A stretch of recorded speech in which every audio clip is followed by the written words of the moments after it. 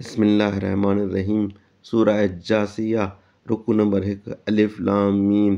किताब जो लाहण अल्लाह गालिब हिकमत वारे खां आहे। बेशक आसमाननि ऐं ज़मीन ऐं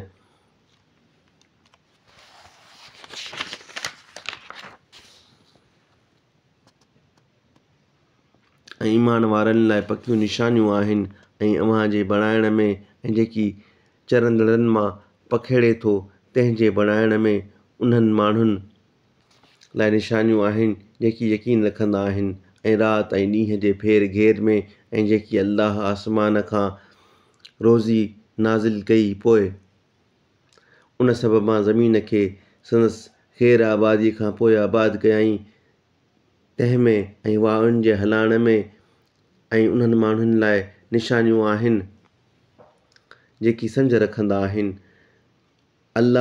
इहे अल्लाह जूं आयतूं आहिनि जे तोखे सच सां पढ़ी ॿुधायूं था। पोइ अल्लाह ऐं संदसि आयतुनि पुॼाणा कहिड़ी ॻाल्हि ते ईमान आणींदा।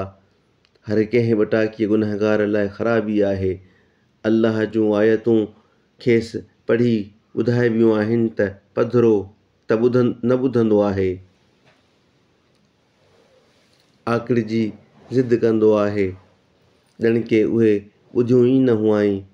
तंहिं करे खेसि ॾुखो ईंदड़ अज़ाब जी ख़ुशख़बरी सुणाए ऐं जेकॾहिं असांजे आयतुनि मां कंहिं ॻाल्हि ते वाक़िफ़ु थींदो आहे तॾहिं उन खे ठठेलियूं करे वठंदो आहे।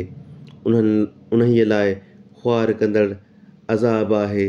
संदनि ॿिए तरफ़ खां दोज़ख आहे ऐं जेकी कमायाऊं न की उहे खाइनि कुझु टारे सघंदो ऐं न की उहे जिन खे अल्लाह धारा सजण करे वरिताऊं खाइनि टारे सघंदा ऐं उन्हनि लाइ वॾो अज़ाब आहे।